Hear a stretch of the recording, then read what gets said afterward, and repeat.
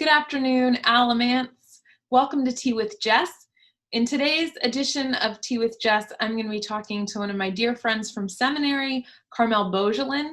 Carmelle stayed on at the seminary after she graduated, and she now works for the Institute for Youth Ministry on a program called the Log College Project.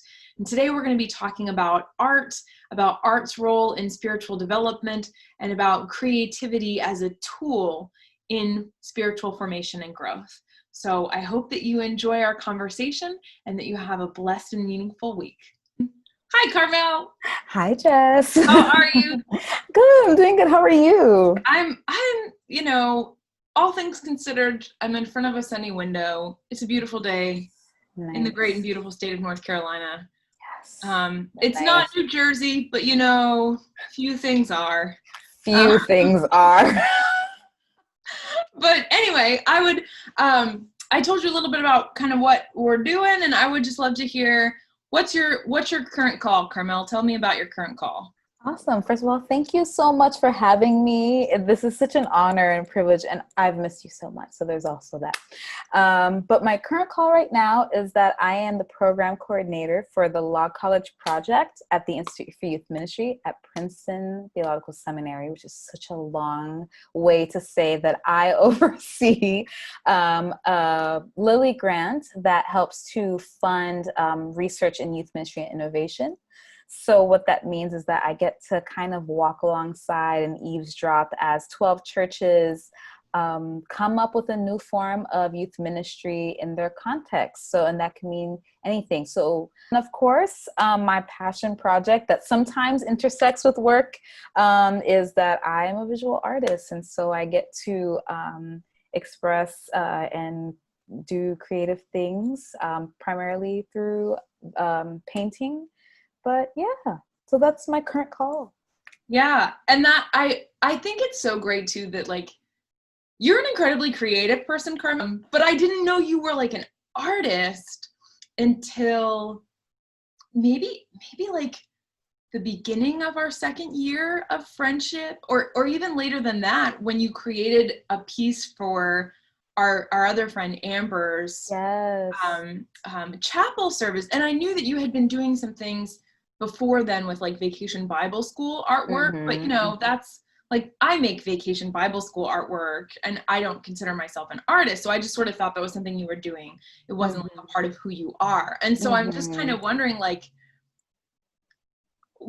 so you paint, right? But what role does art play in your life and in your relationship with the divine? Yeah, absolutely. So I think, so I first started taking art seriously. I always kind of painted and dabbled and, but I really took art seriously the year after my mom passed. So we met my first year in seminary, and that was just a whirlwind of a great year. And then I was gone the second year of seminary. Well, your second year became my 2.1 second year, and then I had the 2.2 when I had to do that year over. But I'm from Miami, Florida, and I went back down to Miami to care for my mom who was passing from stage 4 cancer. And so when I went down, I had this great first year experience at seminary, and then I didn't know if I was going to come back. There was a lot happening that year, and I chose not to read my theology books. I was exhausted with reading, Barth and Kierkegaard and everyone, and I just was done with it. And I was doing a lot of things, writing a little bit of a children's fantasy novel, which one day will be done, maybe when I'm 70. And then I painted a lot. I write a little bit about this on my art website about what that experience was like. But by the time I came back, I had developed this art practice that was really part of my spiritual practice. For me, I had a lot of things to pray about that year. Yeah. Pentecostal, grew up with all the prayers, but that year it just was very difficult to pray. and to know what to say. And so I would maybe say one sentence to God and just paint. So when I came back, I didn't actually take it seriously as like a thing. It was kind of still kind of like, side project, the thing I was doing, kind of pre going down to Miami, doing the VBS thing. It was just something I was able to do, art, but it wasn't like a call, or a thing that I made of it. But I came back and I remember praying because, I'm a strange little prayer. And I was like, I'm really getting into this art. I had not sold something yet. Sorry. I had found a way to finesse my professors into letting me write exegesis papers and different papers, but then also supplementing it with like art. So I was trying, I found ways to make it part of my curriculum. Like I forced it into my curriculum. And professors, were very like, okay, we'll let you do this. We'll let you do this. And I remember praying, I was like, God, like, I'll take this serious. People are like, you should take this seriously, whatever. And I'll take it seriously one day, maybe in 5, 6, 7 years when I sell my first piece or something. Like, well, 2 weeks later, my professor, Dean Lapsley now, the class was God, Humanity, and Creation. I created this art piece based off of a passage in Job about the constellations. And she was like, hey, are you selling that? And that became my first sold piece within like a week and a half after praying that. And I was like, hey, maybe I should kind of take it seriously now. Yeah. And yeah, since then for me, it's, I've taken the model of doing exegetical work. And then instead of writing a sermon about it, which of course I'll preach and stuff like that, but instead of writing a sermon, I will translate that into a canvas or a piece of work. But like, did you study art at all in college, or like, did you explore this medium at all sort of at any other point in your life? Or is this really something that sort of came up? It sounds like as an evolution of your processing of grief is kind of how. Like, absolutely. Yeah. The only formal training I have has been, I think, my first love, which has been taking classes at community art galleries or community art councils. So I have a very deep love of community art spaces that offer classes, and that has been where my training has come from, the communities. And so that has been a blessing for me. Actually, interestingly enough, until recently, I didn't realize that my parents are from the Caribbean, parents are from Haiti, and that my father used to be a folk art street artist in Haiti, which I knew he had a skill for drawing. Oh, wow. Yeah, I knew that he had that, but I think it wasn't until I sold. I've sold a few things since then, and I sold kind of a larger body of work. And I was telling my aunt about it. I was like, oh my God, I sold this thing. And she said, oh, it's so funny how, you and your dad are so similar because, he used to sell art too. And I was like, wait, what? So I had to call him and be like, wait, what?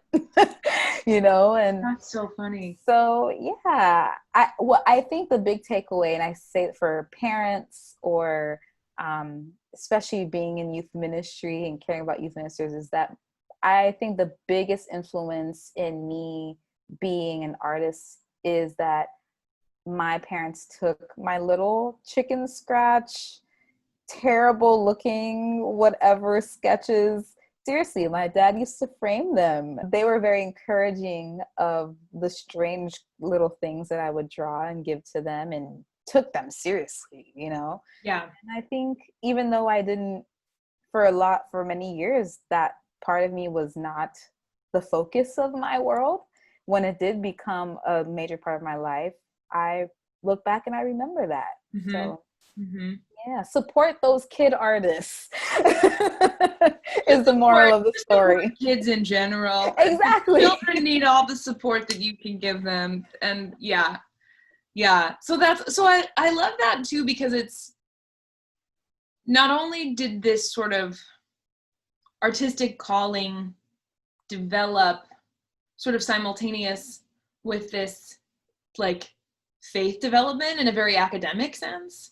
Mm-hmm. But then I love what I'm hearing you say about community, right? And about like art as an expression of community. And so I think, right, and I was telling you this a little bit too, I feel like a lot of people don't consider themselves creative because they're not artistic, right? And this is something that in my own journey I'm dealing with a lot. I'm like, I'm an extraordinarily creative person. I can create curriculum like this, right? I can create gardens, right?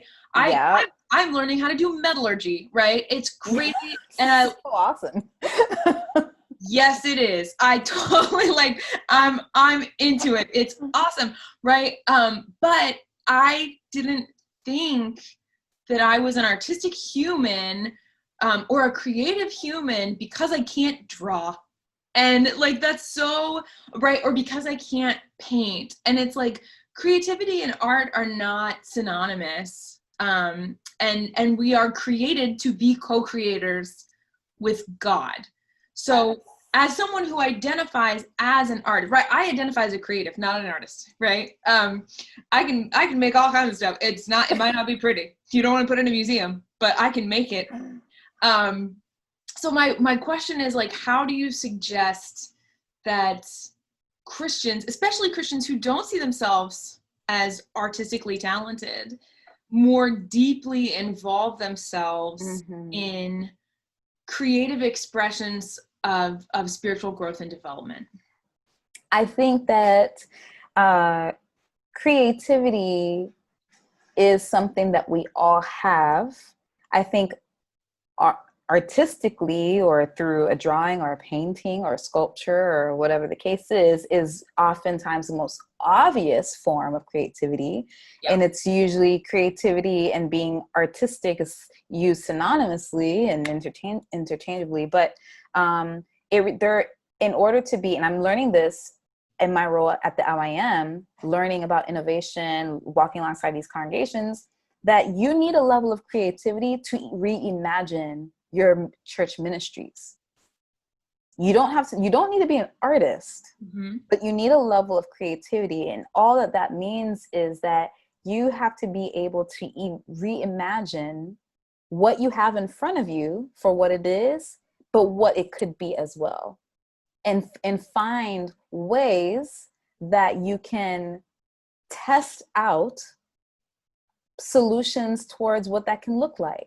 That's what makes you creative. You're like, well, if I can't use, what the tools that I have in this way, let me just test out a few other ways that could work. It doesn't mean it will, but that ability to test things out, you're not really sure, but you're just going to try it anyways. That's what being creative is. And then you notice, okay, that's not the result I wanted. Let me try a different way. That's creativity. So artists tend to do that when they're like, I have had many pieces that are a result of a mistake. And then I'm like, no. But then I work with the mistake and it becomes something amazing. Yeah. So that's really what creativity is. I think as far as the obstacle to that, and I think this is where a little bit of like my theological influence comes in, is that we want it to be perfect. I created this art project thing alongside my mom. It was the night before she passed away, and I had realized I had never really created with her. So she was sleeping very deeply, she was transitioning. So she was sleeping super heavy. I didn't want to wake her up. So I kind of just dipped her hands in some paint and smeared it on a canvas and kind of did that thing, and then, cleaned her hands, and that was that. She passed away the next day, and I took this canvas, and over the next week, I was like, oh, how cool would it be for me to create this beautiful thing and then be able to display it next to her casket. I had kind of just this vision of what it could look like. And I started working on this thing, and I painted a little bit, and I did a little bit of a collage. Anyways, took a step back. I looked at it, and it looked hideous. And I was so appalled. I was like, I cannot display this. It's so ugly that I threw it in the dumpster. And the closer I got to that week, towards the funeral service, I began to regret what I did, because what I realized was that I threw the most valuable piece of art I will ever throw away, or ever have, and I threw it away because I thought it was ugly, not because I thought it was ugly, but because I thought other people would think it would be ugly. Yeah. And I threw it away. I will never have her hands to create something that like that completely. I mean, now I can talk about it now and in a different way. It took me 2 years to get over that. And I think for me, we all have our little underlying kind of motivations, but I'm almost convinced that sometimes I produce art, and I'm making art to make up for, this piece that I don't have anymore. But all that to say is that, when I look at creation was made good. It was not made perfect, because we would not be in the messes that we are in now if it was made perfect. Yeah. And I don't know why we're in the situations we are. I don't know why these things happen. I don't know why I don't know why all of this has happened. But what I do know is that God did not create a perfect creation. God created something good. Yeah. And the fact that good does not equal perfect should tell us a lot about our ministries, the way that we live our life, the way that we love each other. We're not going to be perfect. The things that we create are not going to be perfect, but they can be good.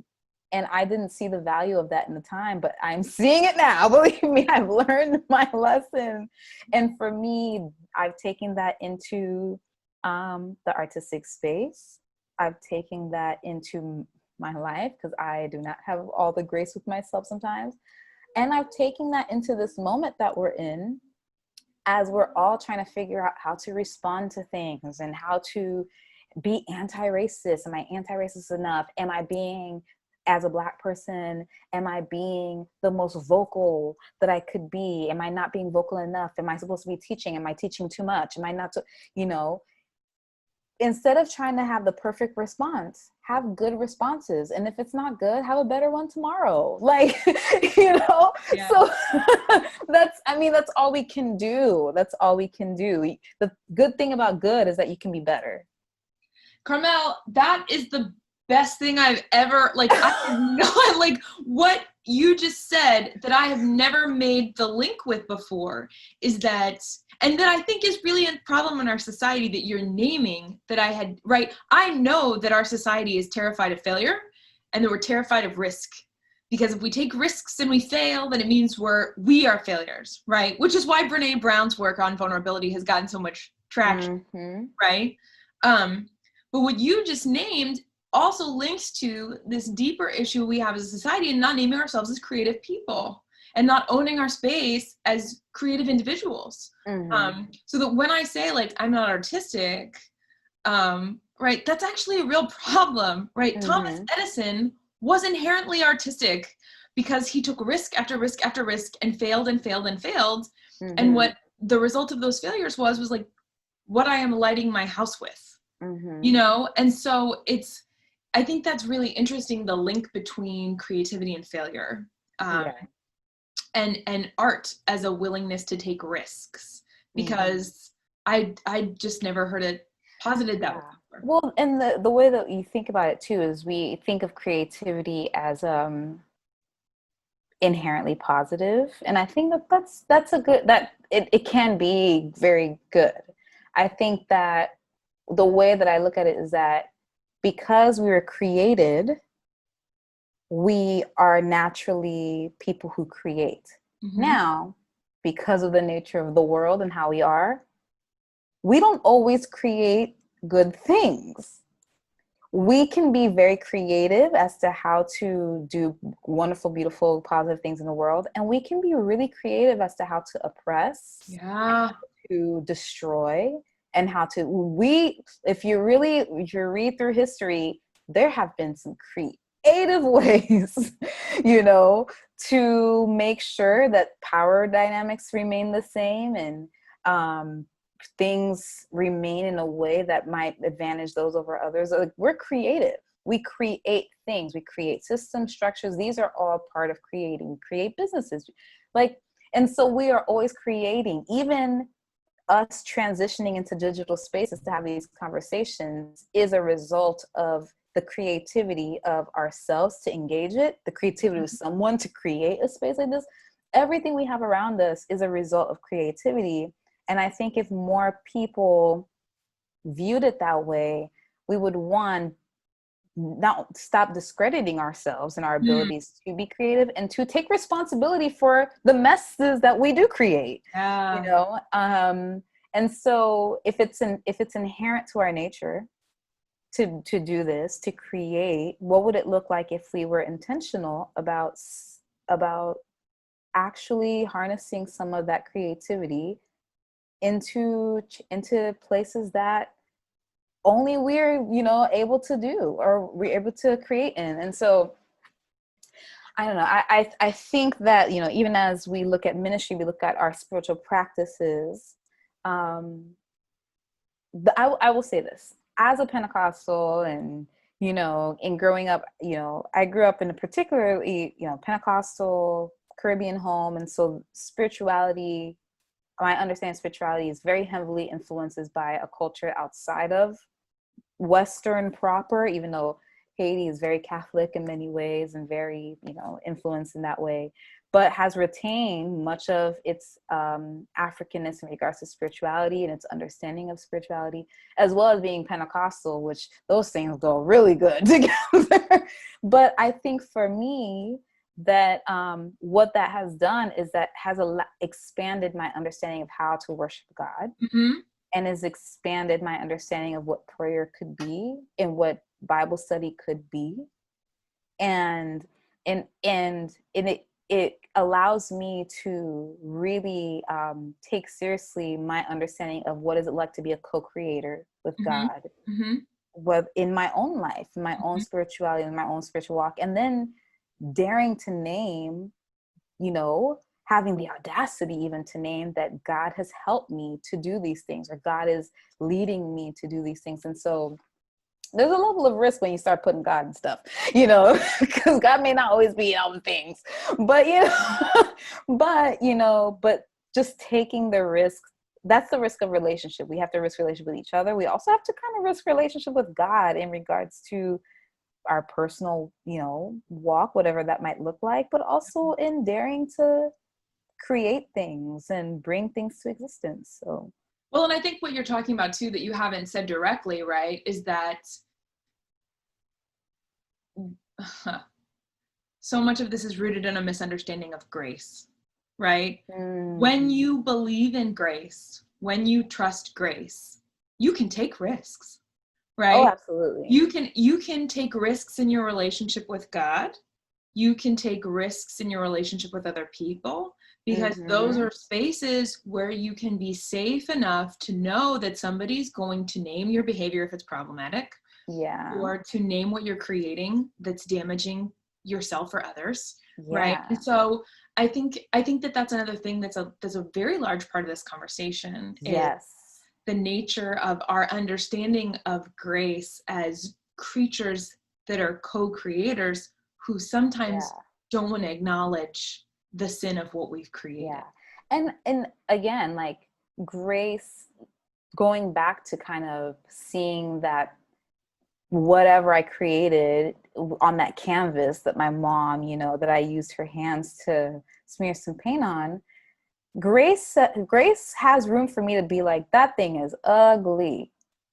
And grace also has room for me to say, but it's good and it's worthy to be kept. So it sounds like, too, one of the things that is coming out of this conversation for me that I'm hearing is that utilizing art and creativity as a spiritual practice helps to, this is, my arm muscles are not that rad, right? But like, it's building the muscle of learning to take a risk, accept a failure, gain grace, right? So the more, so that art as a spiritual practice actually becomes a really good way for us to better understand ourselves as well as the divine, right? Oh yeah. So Absolutely. that's kind of something I'm hearing you say throughout this Absolutely. conversation. I like that, you was it take a risk, accept failure, I love that so much. But this is a funny thing. I'm sure, you and I in this conversation, folks who may be listening in and engaging in that way, you listen to Brene Brown, you hear the things about failure, you listen to podcasts, and you convince yourself that you're okay with it. It really is, and that's the thing about art, and that's the thing about creativity. No one can be an artist, for example, by going through an MFA program and just studying the history of art. And you can be an art critic, you can name things, you can recognize it, you can know how techniques are done. But it's the material. There are materials I use in art that are unpredictable. There are oils, and oils can be toxic. And so you have to set up the right environment to have ventilation to use oils. But then you can use water soluble oils that you don't need all of that. There's material, each kind of art or moment of creativity requires its process. But no matter what it is, you are immersive. It's your senses, right? With all that being said, really those of us who will really understand the value of risk will likely be those who put themselves in positions to risk something and to fail, and then realize, oh, I didn't die. Like, I'm still here. I'm here to live another day, even though I failed. And in fact, in some ways, that failure is actually the thing that's kind of propelling me in this direction that I would have never gone before. It requires immersion. And so creativity, that's the thing about creativity, it requires you to participate. And participation and showing up, that's very risky. Even if it's something small, like just showing up to an art class, showing up to, whether it's a yoga class, showing up to a dance class, just showing up can be very risky. And so, grace, the concept of grace may be easy to say, and I say this as a seminarian, and as a seminary grad working at an institution, studying grace and experiencing it are very different. Yes, and they really, are. Experiencing grace, kind of the prerequisite of experiencing grace is failure. Like, you kind of have to do something for you to know what it feels like to have grace, which is a terrible prerequisite because you want to be perfect. You don't want to have a problem. But that's what's required. And that's one heck of a requirement. I took a wonderful class in college called Visual Rhetoric, which was talking about the way that art creates philosophical arguments. And at that point, Instagram was not a thing, or else I think it probably would have dominated the class. But one of the things that was really interesting that we talked about that I didn't know was the use of quilts during the days of the Underground Railroad to communicate whether or not spaces were safe. So it was very normative to put up a quilt in your window, right? It was like you didn't have drapes or whatever, and it helped keep the cold air out. But those quilts had symbols on them, and some of those symbols indicated whether those were safe spaces for people traveling north on the Underground Railroad, and nobody else knew about them, right? So it became coded art. Absolutely. Right? And it was working for justice, right? And so I'm kind of wondering too, right? Like, what role does art have in promoting justice? Yeah, so that's actually a huge conversation, and I'll even demonstrate how it's dominating our conversation. The conversations, it's funny, conversations around the controversial topics that we're facing with now. So that is the role of the Confederate flag, the role of monuments. I mean, you can go into images like the swastika. These conversations particularly with the Confederate flag and monuments, if you think about it, we are having conversations around what kind of message certain art pieces have. What a monument, is essentially, it's a sculpture. Mm-hmm. It is a sculpture, okay, that has at some point was commissioned by an artist. A flag, usually maybe not formally a designer, but someone designed this image. Mm-hmm. And these images mean things. Mm-hmm. For some people, they mean one thing. For a different group of people, they mean a different thing. Yes. Symbols But take on different values. We just I preached about this yesterday. So yeah. Literally, absolutely. Now, what's the conversation is, what is the current value of the symbol? And in regards to justice, in regard to the questions of human dignity, if we want to take it theologically, in regard to the question of human dignity, of, the way I see the John 10:10, life and life more abundantly, do these symbols represent abundance, and for whom do they represent abundance? That's kind of the way that I have been approaching some of these conversations around the debates around how I view art imagery. Yeah. These symbols of culture. Do these symbols represent abundance? If so, for whom? And that, I think, as someone asked, there was like this art talk that happened at Prince University with the artist was Titus Kafar. I could be saying it wrong, but his art deals with drawing, painting really historic individuals. So one was Thomas Jefferson, and that famous art piece is called The Myth of Benevolence, and it's an image of Thomas Jefferson, and famous portrait, being peeled away. So it's almost like it's a kind of a 3D, it's kind of a cool painting, being peeled away, and behind it reveals a portrait of a Black woman. Mm-hmm. And it is, the story is that it's his mistress. Some people say wife, I would say mistress, but it's a Black woman, was a slave, through which he fathered many children. Mm-hmm. And there's a whole historical debates about this, but basically, in that art talk, he was talking about the role of symbols in our history, and those visual symbols that we see, and those are also invisible. And he says in this conversation, this was like 2 years ago, so it's still relevant, but he says in this debate around the Confederate flag or monuments and whatever symbols that they have, why is no one consulting the artists? So these are art. These are symbols of art. They're images, they're visuals. Especially if we want to talk about monuments, these are artistic works. Mm-hmm. What do the artists think of these things? What do the artists understand the functions of these things to be? And I thought that was a very valid reflection. I think we forget that so much of these everyday objects, the earrings you're wearing right now, mm-hmm. Are designed. They are wearable pieces of art. The clothes that we wear tell statements about us.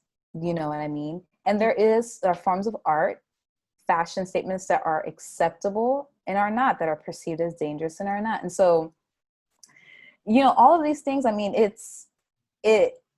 we can go into the depth of all of what that means. But for me, especially as a Christian, as someone who tries to consider these things theologically, I do try to wonder, what is this saying? What is this art not only just saying, but what's it saying theologically as well, like about who we are as a community of people, if it symbolizes us and why it does or doesn't, and for whom is this? What is it communicating about God, and to whom, and in what ways? And so, So I mean, I look at all of this. So art can promote justice, and it can, it's kind of like if a tree falls in the middle of a forest and there's no one around to hear it, does it make a sound? Yeah. I think art in and of itself can't exist without the viewer and the interpretation of the viewer. And so you can draw something and paint something if there's no one there to experience it, not just visually.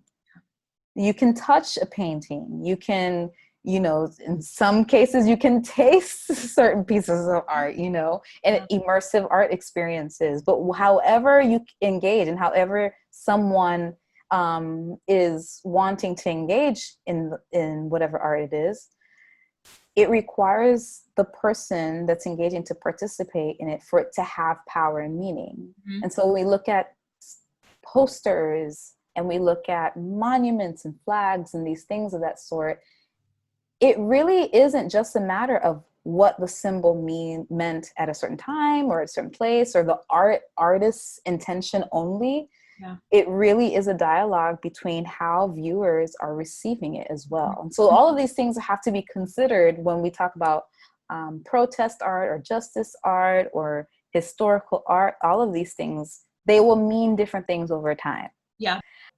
Even this conversation about spirituality and art and kind of justice of what's going on in the world, it gives me hope that I'm just one person with my perspectives and my experience of art and creativity, but every single person that will be listening, that you learning from you and engaging with you, have their own experience of all of these things. And probably even in the course of listening, things are coming to mind. They're suddenly becoming more aware. Yeah. This is what I think the renewal of our minds looks like, is just this awareness of, oh, there are things happening in the world. Oh, there's a way that I can look at this. And I think that all of that together is the work of the Holy Spirit, just reminding us that, oh, I'm here. I'm here, Yeah. So this was such a wonderful conversation, Carmelle. I'm so glad for it. And thank you so much. Thank you for giving me the space to think about it, because I think that, I am a little weird, and maybe sometimes I talk to myself, but I don't really talk to myself. I don't really talk to myself to this caliber, and so it kind of reminds me, like, this blesses me, and, thank you for this, because it blesses me in such a way that I'm like, oh yeah, that's why I do some things. And that's why, or I really, really got to think about that, so it was just a blessing to share with you and to share with your community in this way. So thank you. Yeah. Oh my gosh. My great pleasure. Would you mind, Carmelle, do you mind praying us out? Would you? Absolutely. Absolutely. I love that. Let's pray. God, we thank you so much for creating us in your image and helping us to be creators of your image in the world. I thank you for this time, and I ask that you will help us to tap into the things that you are calling us to create. We know that they may not be perfect, but we know that they will be good, and they can be better every day.